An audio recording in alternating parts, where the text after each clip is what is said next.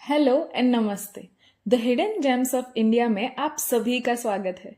तो आज हम जा रहे हैं गुजरात के एक ऐसे कोने में जो शायद इंडिया के मैप पर एक डॉट जैसा लगे, लेकिन उसके अंदर छुपी कहानियां समुद्र जैसी गहरी है। Welcome to Lakhpat fort and Gurudwara Pehli पटशाही।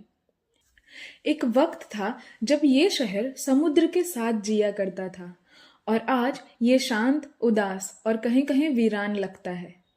पर इन्हीं खामोशी के बीच आपको मिलेगी एक कहानी, फेथ की, दोस्ती की और वक्त के साथ बदलते हुए नक्शे की। सो फर्स्ट ऑफ ऑल हम बात करेंगे लखपत की।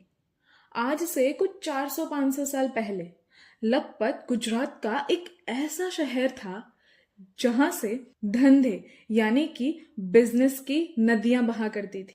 क्या आप वो वक्त इमेजिन कर सकते हो?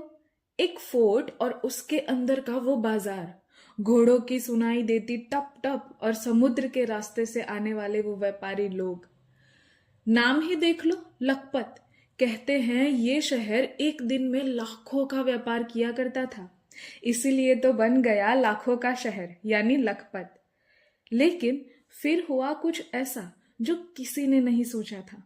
19th सेंचुरी में सिंधु रिवर ने अपना रास्ता ही बदल दिया। समुद्र का जो जोड़ यहां तक था वो कट गया और जहां एक वक्त तक जहाजों की लाइन लगा करती थी, आज वही जगह रेत और हवा का सन्नाटा है।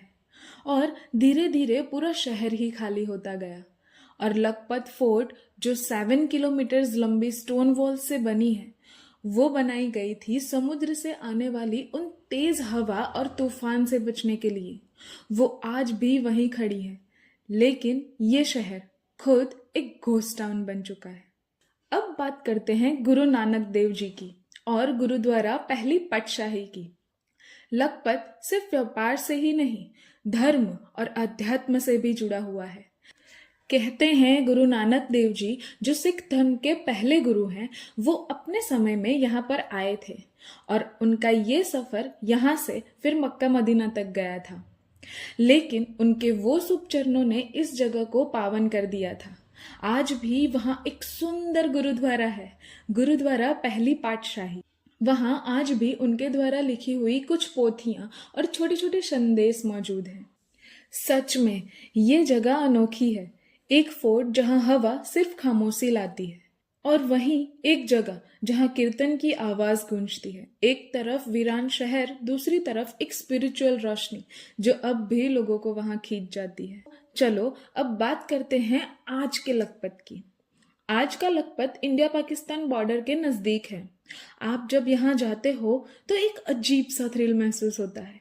फोर्ट के वो रून्स पर खड़े होके जब आप हॉरिजॉन देखते हो तो लगेगा जैसे इस दुनिया का कहीं अंत ही नहीं है। कुछ पुराने मस्जिद, एक शिव मंदिर और एक जैन मंदिर भी इस जगह को और दिलचस्प बनाते हैं। ये अलग बात है कि अब यहाँ की ज्यादातर जगह खाली और वीरान पड़ी है, पर वही खाली गलियां आपको ये सोचने पर मजबूर कर देंगी कि कैसे सिर्फ एक समुद्र के रास्ते बदल जाने से एक पूरे शहर की किस्मत ही बदल गई। लोकल्स कहते हैं जब ये शहर अपने पीक पर था तो बाजारों में इतना माल बिकता था कि पूछो मत, पर आज वो इतिहास के तौर पर बस कहानियों तक रह गया है। तो ये था लखपत, जहां आज भले ही समुद्र ना हो, लेकिन वहां के लोगों की कहानियों में वो आज भी जिंदा है। एक वो वीरान शहर का साइलेंस और दूसरी तरफ एक गुरुद्वारे का सुकून। तो अगर आप कभी यहाँ का प्लान बनाओ तो ये बातें जरूर ध्यान रखना। भुज से ये अराउंड 135 किलोमीटर्स है।